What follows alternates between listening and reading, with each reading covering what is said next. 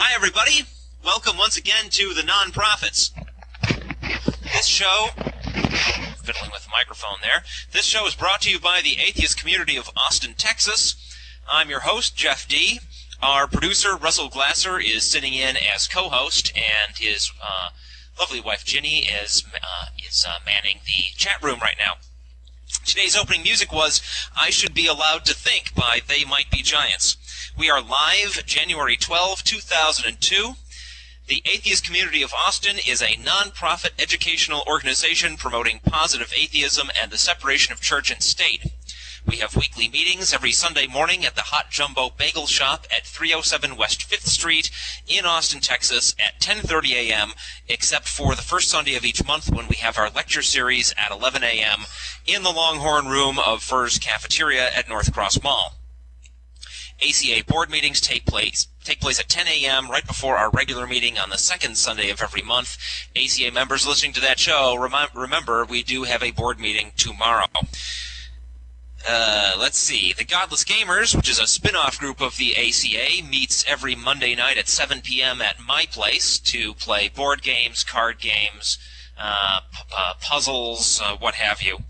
ACA Happy Hour is at Antonio's near Highway 35 and 183 every Wednesday night at 7 p.m. For more information, you can call our voicemail at 512-371-2911 or visit the ACA website at www.atheist-community.org. Just a reminder, if you are listening to our show and want to be involved in the broadcast, you can go to www.atheistnetwork.com, click on the chat link, and that'll take you into the chat room where you can chat with other people listening to the show, and if you're lucky, we will see you say something brilliant and comment on it live on the air. And now I'll turn the mic over to Russell for today's news. Hi. Hi, Russell. I've just come back from filming the big rally downtown, which we're going to be talking about a little later, and I was lugging about half a ton of camera equipment on my back, so yeah, I hope I don't sound too out of it right now. We've got three pieces of interesting news today. Chilean villagers claim that they are having erotic nightmares because their homes are built on an old cemetery. What? Residents of Lautaro are calling on exorcists to help them. They say demons possess them when they are asleep and cause them to have strange erotic dreams. I think somebody needs to sit these guys down and explain the facts of life to them. They blame the phenomenon... Not to measure the facts of death. Yeah. They blame the phenomenon on the fact that their district was built on the site of an old graveyard. One woman, Olga Venegas, says she has been gripped by the nightmares for more than 8 years. Woohoo, party. Where's this place? Chile, in Lautaro. I tell you, they are going to have a booming tourist trade. Oh, yeah. I want erotic nightmares.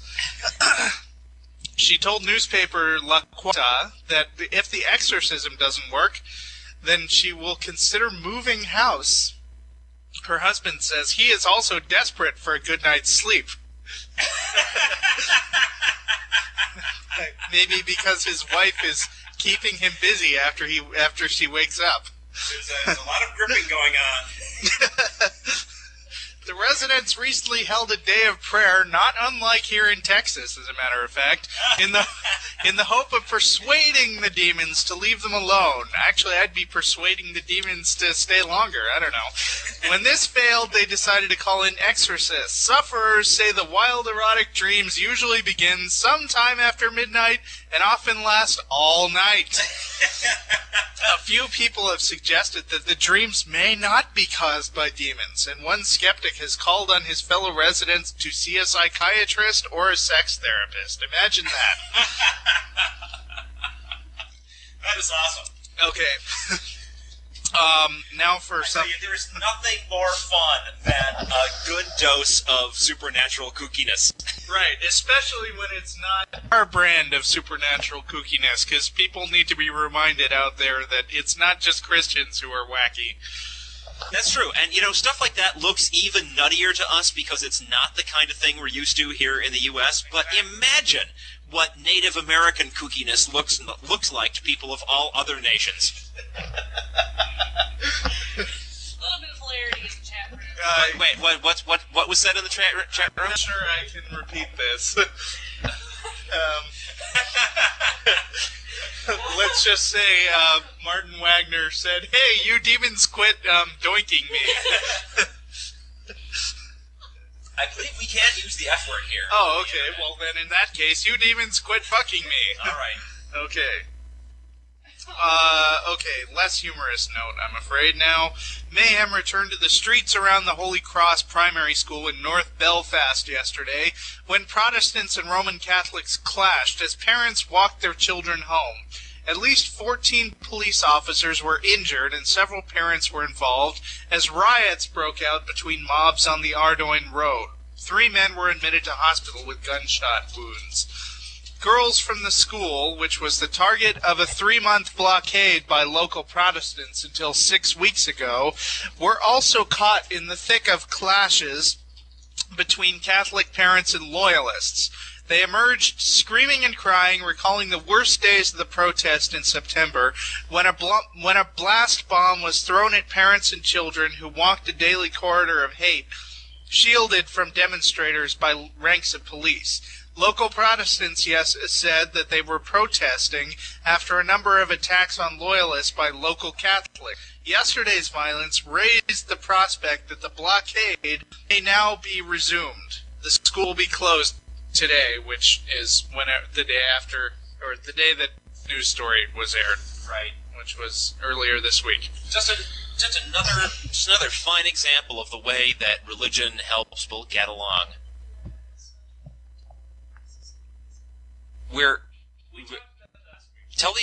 The infidel guy's asking whether we're going to do the story about the human sacrifice in India. We covered that last week, infidel guy, and now he'll hear that after the lag.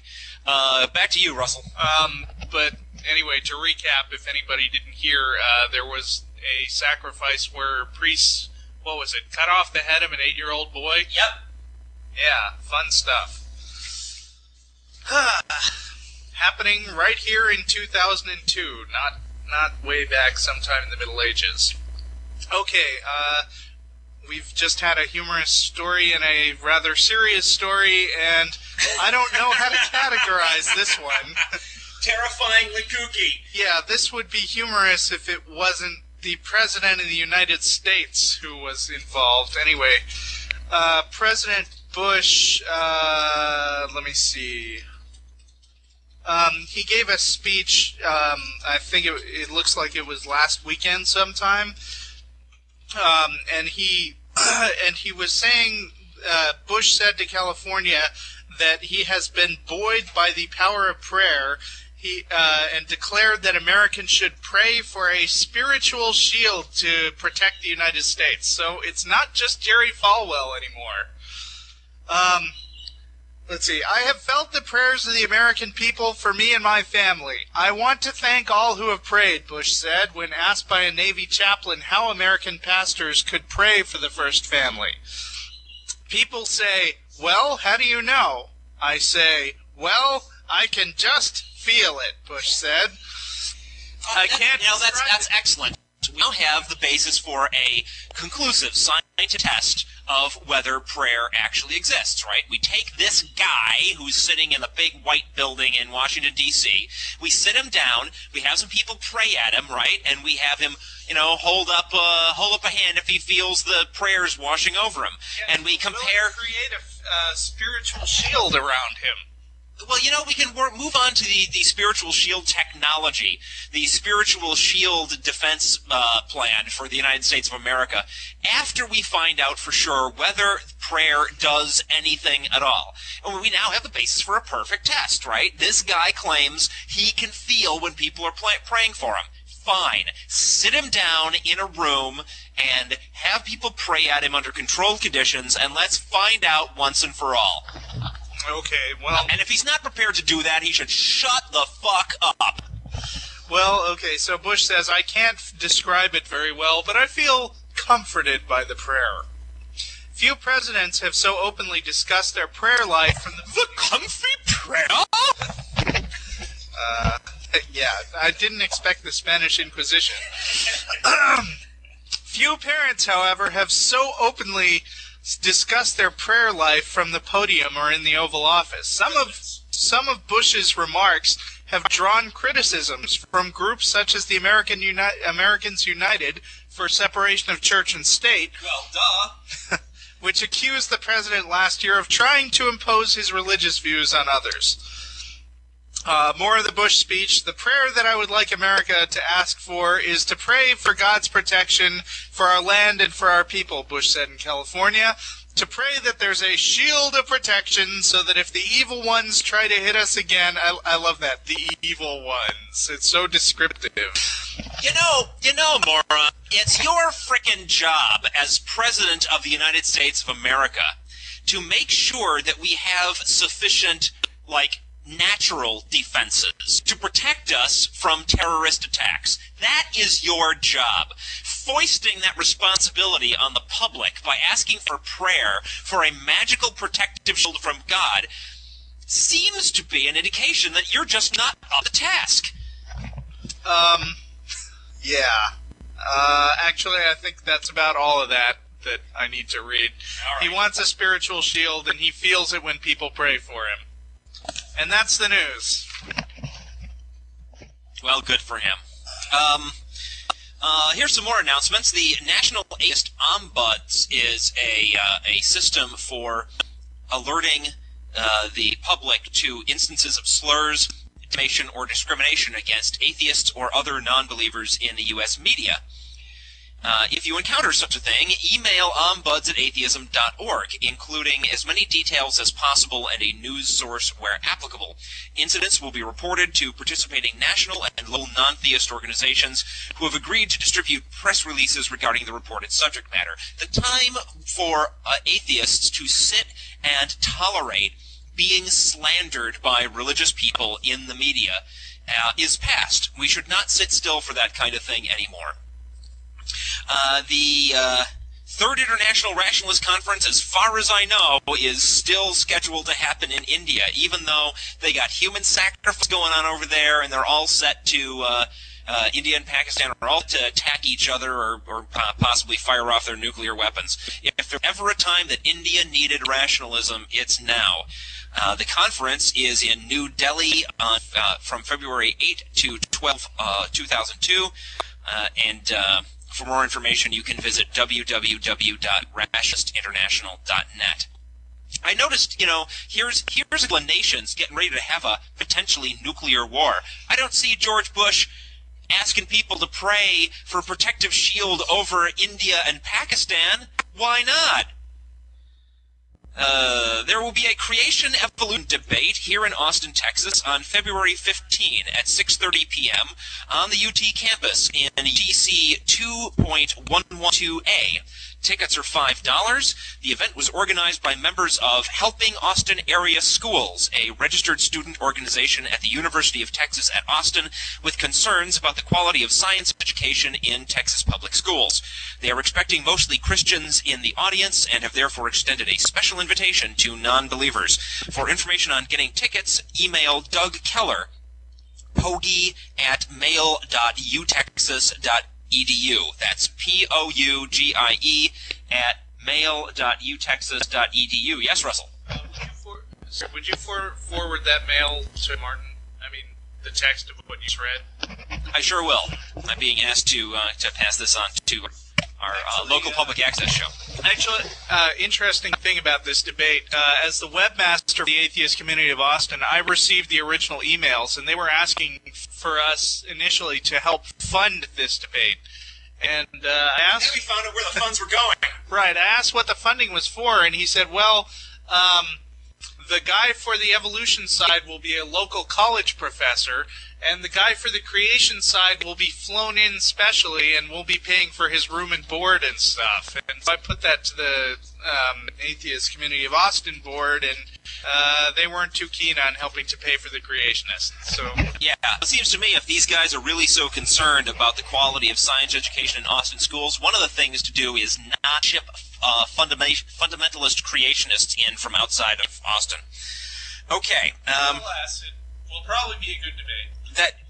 The debate may be good, but again, for more information, for information on getting tickets to that debate here in Austin on February 15 at UT, email Doug Keller. That's pogie@mail.utexas.edu. POUGIE at mail.utexas.edu. Eat More Christians t-shirts are still available at www.cafepress.com/nogods. These are a amusing parody of the Chick-fil-A advertising commercial. Chick-fil-A being a fundamentalist Christian fast food chain that we have here in Texas and throughout other parts of the nation. Their advertisements feature a trio of cows holding up signs urging people to eat more chicken because, cows don't want to get eaten. The Eat More Christians t-shirts feature 3 lions holding up little billboards saying, Eat More Christians. That's www.cafepress.com/nogods. Proceeds will go toward the cost of running and promoting this fine program you're listening to right here. Again, if you are listening to our show over the internet, the coolest thing you can do is go to www.atheistnetwork.com, click on the chat link, and join in with other listeners to the show. You can discuss the things we're saying and potentially get your questions or comments read aloud here on the show and possibly even answered. In fact, if you've enjoyed our show and would like to receive emails reminding you to tune in each week and chat with other listeners between shows, you can join our reminder list by going to groups.yahoo.com/group/atheist_non-prophets radio show. One more time, groups.yahoo.com/group/atheist_non-prophets radio show. And we want to extend our appreciation to Wendy Britton, former ACA member, now moved up to the chilly Northwest, for setting up and moderating that list. Okay, so let's talk about the rally we had today. Today at 11 o'clock on the south steps of the Texas State Capitol building here in Austin, Texas, the Atheist Community of Austin hosted a rally to commemorate the 200th anniversary of Thomas Jefferson's letter to the Danbury Baptists, in which he first coined the term separation, the wall of separation between church and state. Russell, you were there and you were lugging all that camera equipment. What were your impressions? How did we do? I think we did very well. I would say about 80 people showed up overall. And a lot of people stopped and gawked at us for a while, who didn't originally intend to come to the rally. And let's see, I got some good footage, which will be going up on the TV show sometime soon. And we had an interesting counter-protester, but maybe we won't want to talk about her until later. Why don't you tell us about the speech you gave? Well, I was one of the speakers. We had a number of speakers from many different organizations. There was a Baptist minister who is also a member of the Americans United for Separation of Church and State. We had a Quaker. Is that the guy? A Quaker. And also a Unitarian from here in Austin, interspersed with representatives of our own group, giving the atheist slant, all in general agreement that the separation of church and state is for everybody's benefit. First, we had the introduction by Michelle Gadouche, who is our group's one of our group's co-chairs, and then I gave a short little rousing, yay for separation of church and state kind of introduction, and then we went through the other speakers. Martin Wagner, who is the host of our Public Access TV show, did an excellent job, as did his new co-host on that show, David Clark. All of them were quite good. The Unitarian guy lost me. I couldn't quite tell where he was going, but he threw some God stuff in there, right? He threw some God. His whole presentation was the most like a sermon, which may not have gone over very well with the audience, but that wasn't really the thing. And he invoked very vague appeal to supernatural, to spiritual beliefs, which just completely went over my head. But hey, I don't understand that stuff. I'm a non-profit. I don't get any information from supernatural sources. But it was pretty cool. But I do want you to talk about our visitor out in the crowd with her giant 1.5 foot tall crucifix. What was that all about? Well, I was standing there with Vic Farrow with all the camera equipment. Vic, who is the regular co-host of this show, and Vic. At some point, I turned and looked around, and I pointed and said, "Hey, Vic, look, there's a counter-protest over there." And he said, "Where?" And so I had to point out there was this young lady who was wearing this plaid skirt, sort of a Catholic schoolgirl. I mean, I guess she was in her 30s or so. But that kind of outfit, and she had this giant cross with a Jesus on it. I mean, she was holding it up in front of her entire torso, holding it, and a couple of times when I looked over there, it looked like she was actually crying, but I couldn't tell for sure. And a later story that I heard actually is that somebody went up to talk to her and said, "So what's your angle anyway? I mean, I don't mind that you're here, but I'm just wondering, what you want to say." And she went into this whole thing about how, the U.S. was founded by Christians and they wanted a Christian nation, and the person who went and talked to her basically said, "Well, you're an idiot." And at that point, she started crying.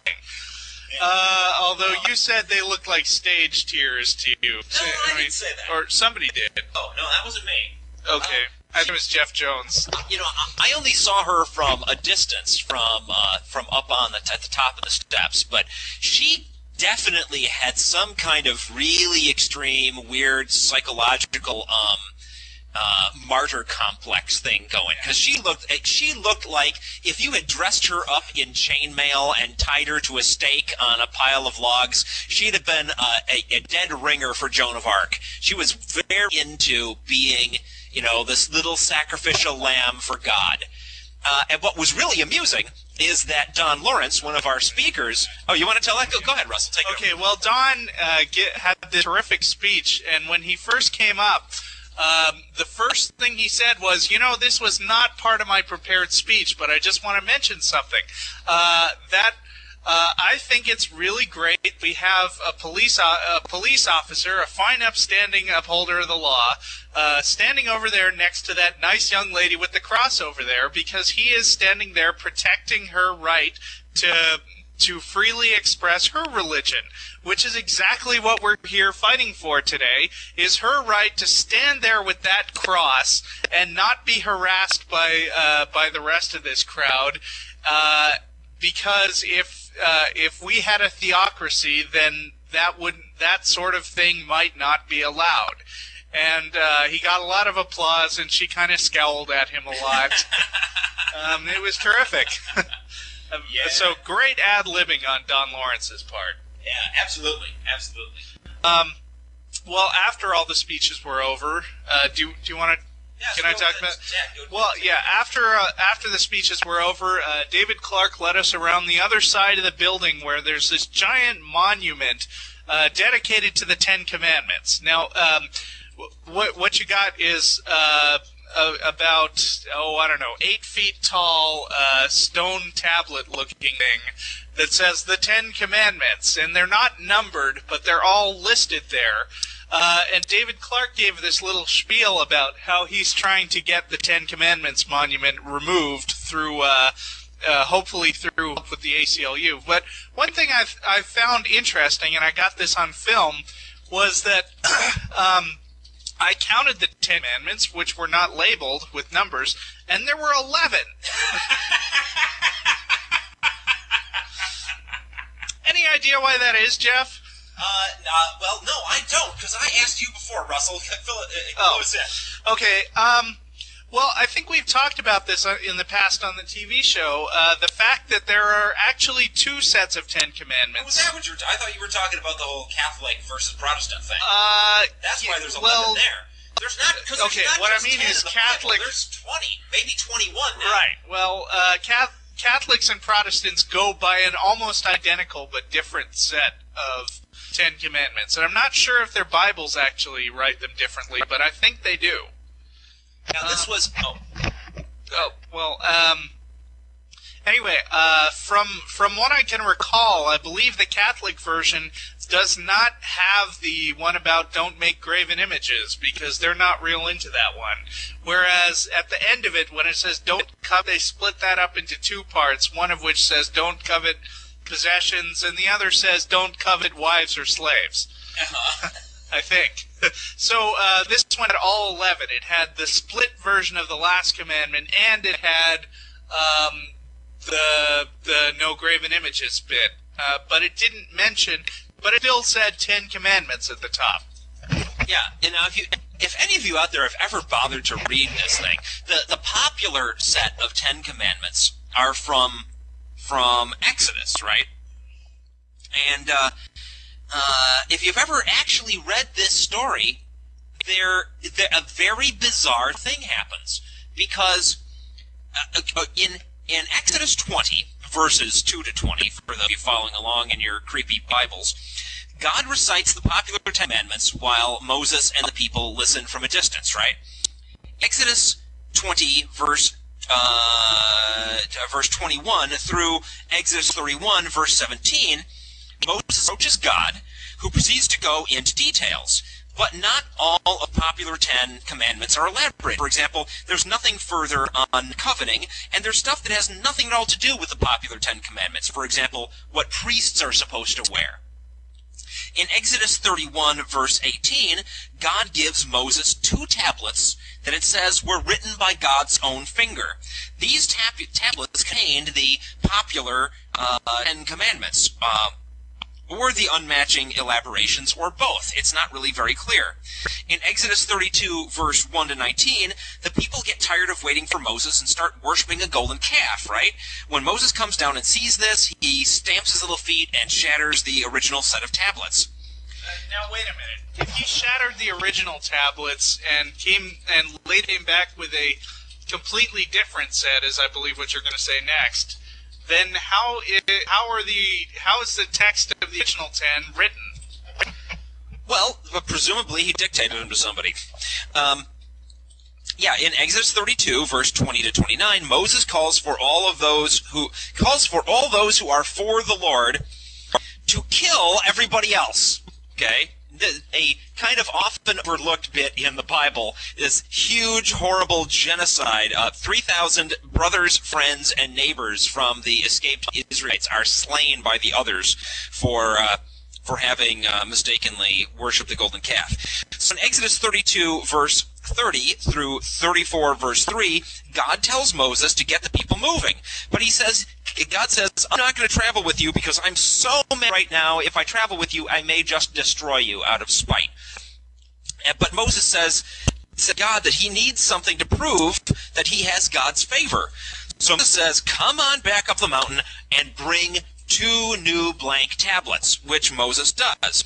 In Exodus 34, verse 4 to 28, Moses cuts out the new tablets, goes up to visit God, bows and scrapes. God proceeds to list a brand new set of 10 commandments.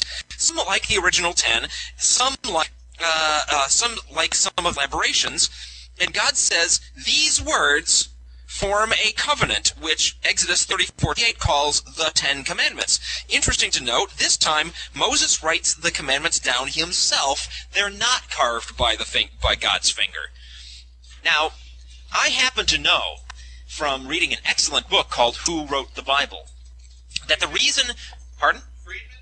Friedman is the author. That the reason why there are these strange duplications in the Bible, like 2 accounts of the creation of the earth and 2 sets of 10 commandments, is that for a while the people of Israel were divided into 2 different kingdoms. There was Judah, and then there was Israel proper.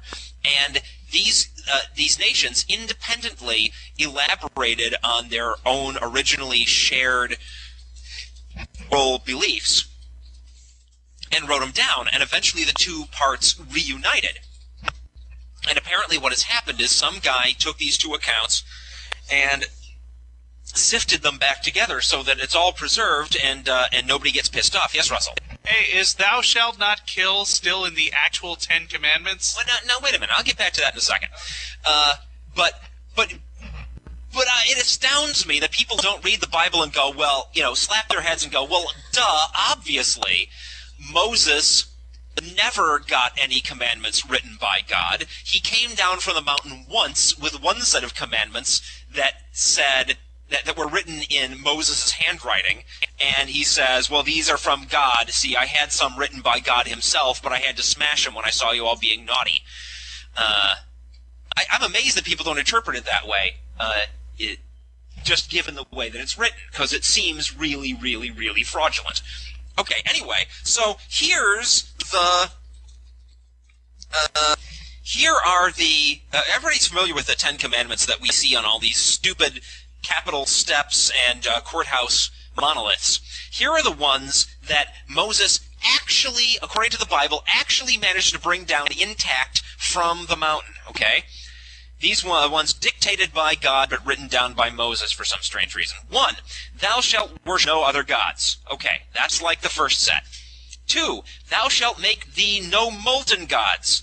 That's kind of similar to the first set of 10, but the first one says graven images, and this one says molten gods. It's like God goes, oh, silly me, I wrote the first ones down, not realizing in my omniscience that you were about to go down and find your people worshiping golden calves, which they had made by melting down their gold into this cow statue. And so the second time he gives Moses a prohibition against molten images instead of carved ones. The third of the new commandments, right? This is the set Moses actually delivered. The third one says, the feast of unleavened bread shalt thou keep. Whoa, whoa, whoa. This has nothing to do with morality. This is like Jewish dietary law. How many Christians follow that? I don't know. Is the feast of unleavened bread Passover? I have no idea. Could be. It could be. But still, it's hard. It seems very strange as a commandment. Number 4, 6 days shalt thou work, but on the 7th day thou shalt rest. Right? Okay, that's the same. 5, thou shalt observe the Feast of Weeks. I haven't a clue what that is. It seems like these new commandments are really into eating. Yes, and certain kinds of rituals. Number 6, thrice in the year shall all your men children appear before the Lord God. Again, has nothing to do with the original set, though personally I'm kind of in favor of this one. I think we all should only bring our children to church 3 times a year. Number 7, thou shalt not offer my sacrifice with leaven. We hear about this all the time, right?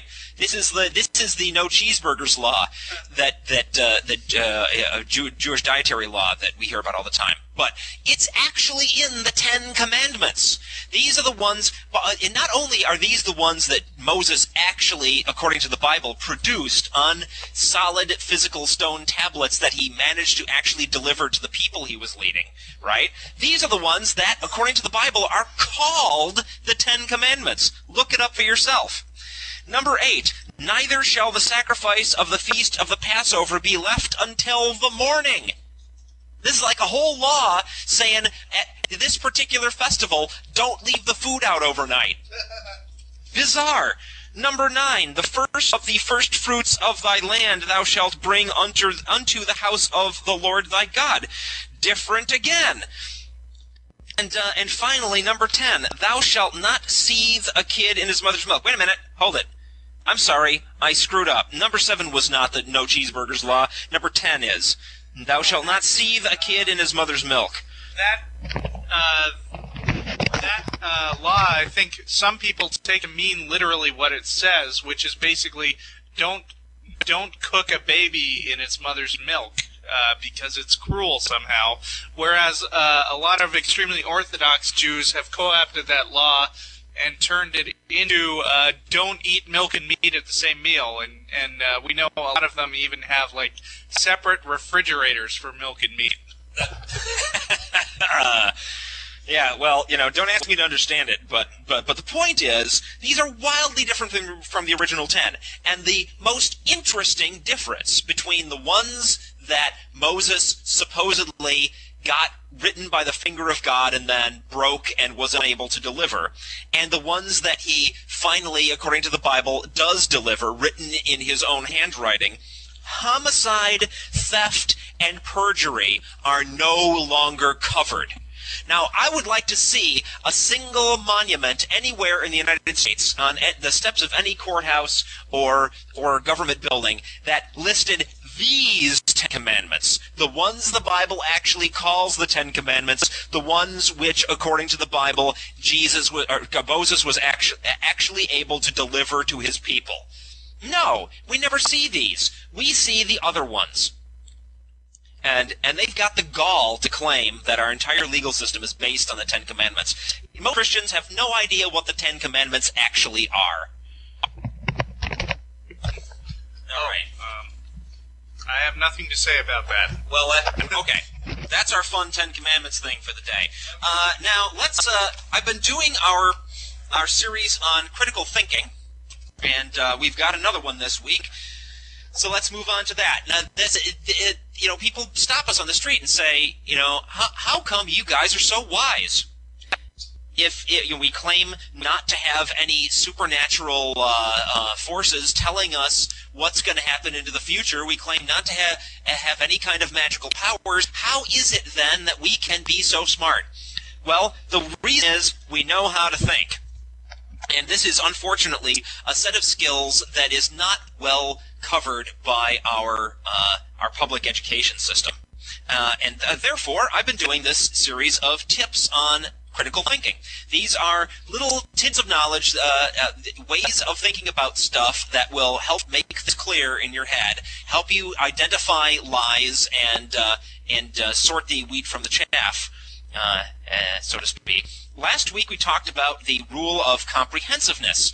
To recap, it is never reasonable to consider only the evidence that supports a theory and to discard the evidence that contradicts it.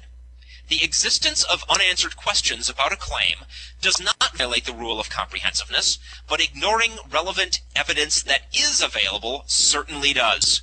However, one cannot simply offer the accusation that there is evidence that is not being considered without being specific about what that missing evidence is. This week's critical thinking tip is the rule of honesty. The evidence offered in support of any claim must be evaluated without self-deception. This is a corollary to last week's rule of comprehensiveness. When you've examined all of the evidence, it's essential that you be honest with yourself about the implications of that evidence. If the weight of the evidence contradicts your claim, then you are required to abandon belief in that claim. The obverse, of course, would hold as well. The rule of honesty, like the rule of comprehensiveness, is frequently violated by both proponents and adherents of supernatural beliefs. Parapsychologists violate this rule when they conclude, after numerous subsequent experiments have failed to replicate initially positive psi results, that psychic powers exist but are simply elusive. The more honest conclusion would be that the original positive result must have been a coincidence or misinterpretation. Believers in the paranormal also violate this rule when they conclude, after a psychic has been caught surreptitiously bending a spoon with his hands, that he only cheats some of the time. The rule of honesty means that you must accept the obligation to come to a rational conclusion once you have examined all of the evidence. If the weight of all the evidence falsifies your belief, then you must conclude that the belief is false and face the implications of that conclusion forthrightly. In the face of a consistent lack of evidentiary support, neutrality or agnosticism are no better than credulity or faith. Denial, avoidance, rationalization, and so on are all other familiar mechanisms of self-deception and would constitute violations of this rule of honesty. Yes, Russell. I can think of a great example that kind of relates to something you're talking about. There's a book called Innumeracy by John Allen Post. Yes, that's an extraordinary book. That's a fantastic book. And one of the first books I read which really started to get that crowbar between me and religion. Terrific. One of the examples that he mentions at the beginning of a chapter is that a great scam you could run is claiming that you could use some sort of occult or mystical or even fake scientific influences to change the to affect what the gender of a baby is when it's going to be born. So he says what you should do is, you charge $500, say I can make your baby a boy or a girl, whatever you want, and there's a money-back guarantee. So if it doesn't work, then I'll give back your $500, and if it does work, I'll keep your $500. So 50% of the time, you get to keep the money. Right. Even despite the fact that you have absolutely no influence whatsoever on the actual gender of the child. That's a great example of people throwing out contrary evidence and rationalizing it. Right, exactly.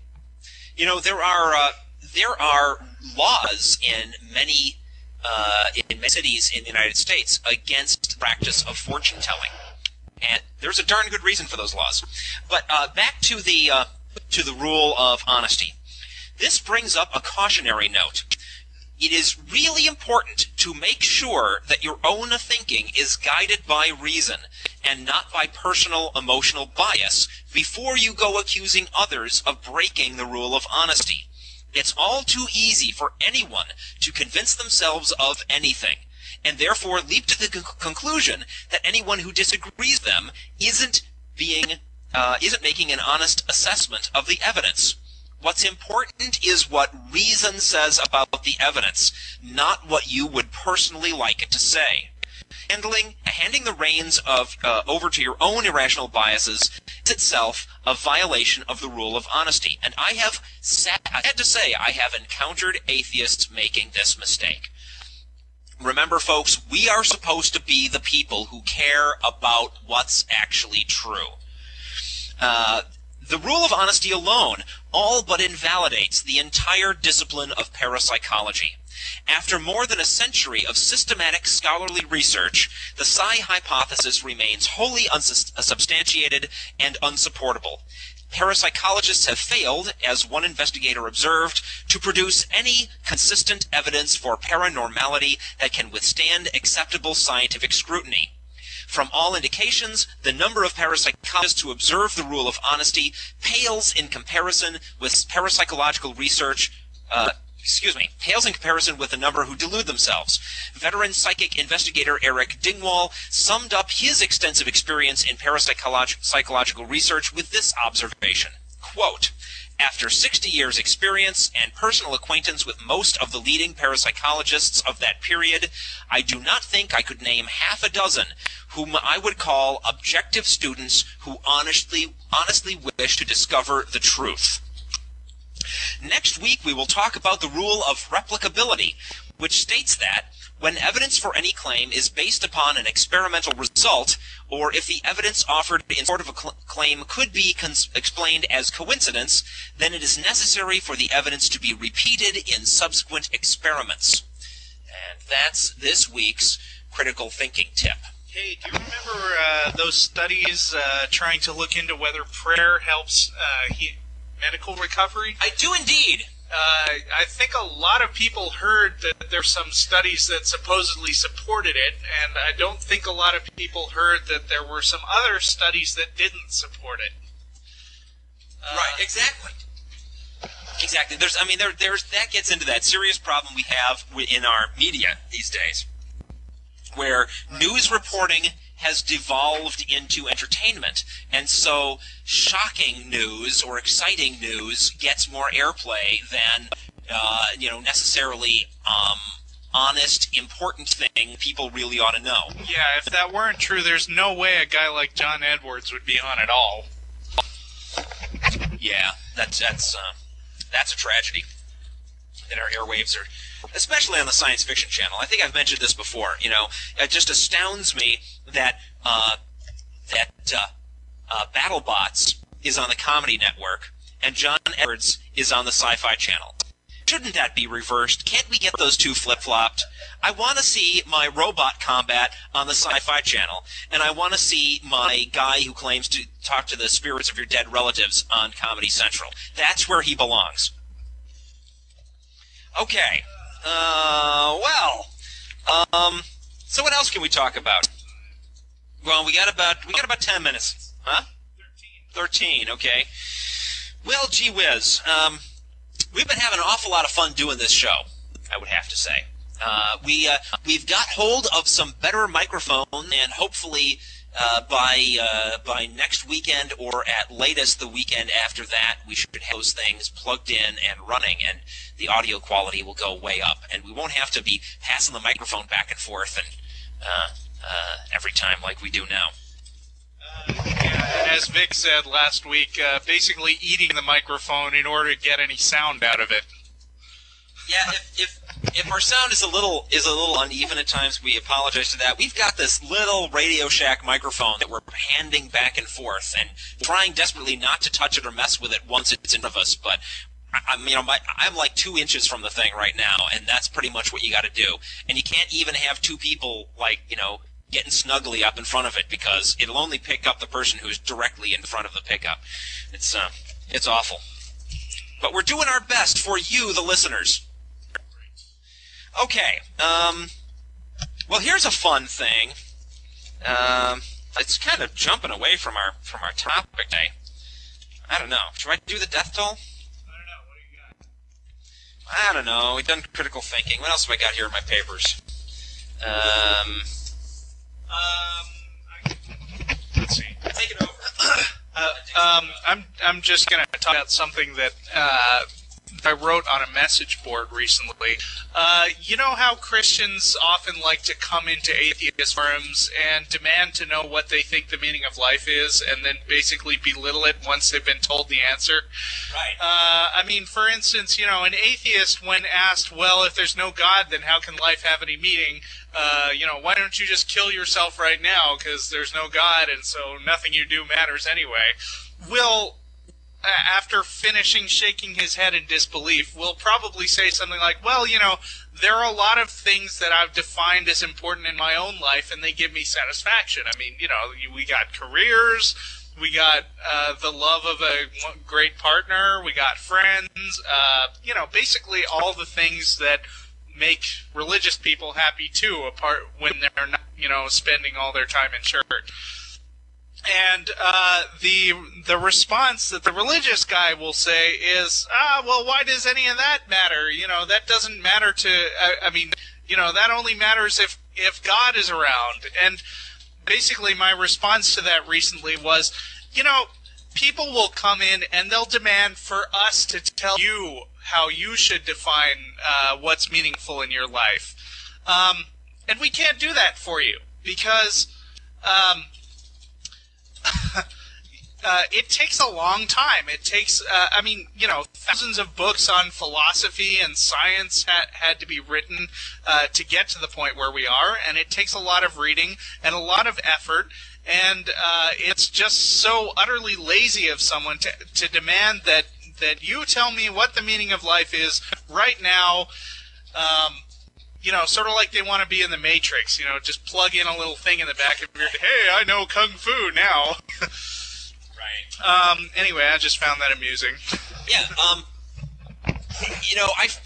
I have two kind of equal but opposite objections to this whole idea of getting the meaning of life from religion. On top of the fact that I recognize meaning as what beings think about stuff, right? And we being thinking beings, we are the author of meaning. We may not be able to author it for each other, but we for sure author it for ourselves. Even the Christian who has looked at, or even the person who has looked at Christianity and said, wow, that seems meaningful to me, well, they decided that was meaningful to them. It's not like they are any less responsible for making that call for themselves. But all that aside, on the one hand, if there is a God and their God knows everything and has this big plan and everything is working out according to his wishes, as we are frequently and repeatedly told, then already nothing has any meaning. Right? Because everything we do is just us going through the motions, playing out this big script that it was fully intact in the mind of their God before the moment of creation. Right? I mean, how much meaning can that possibly have? Russell, do you got something to say about that? Yeah, I mean, if life is basically just going through the motions, I mean, Christianity already tells you that pride is a big sin, and that you're not allowed to feel important in any way that doesn't directly glorify God.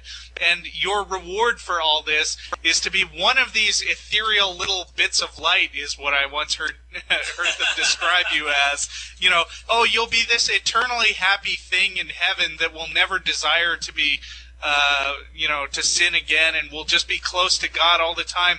What the hell kind of meaning is that?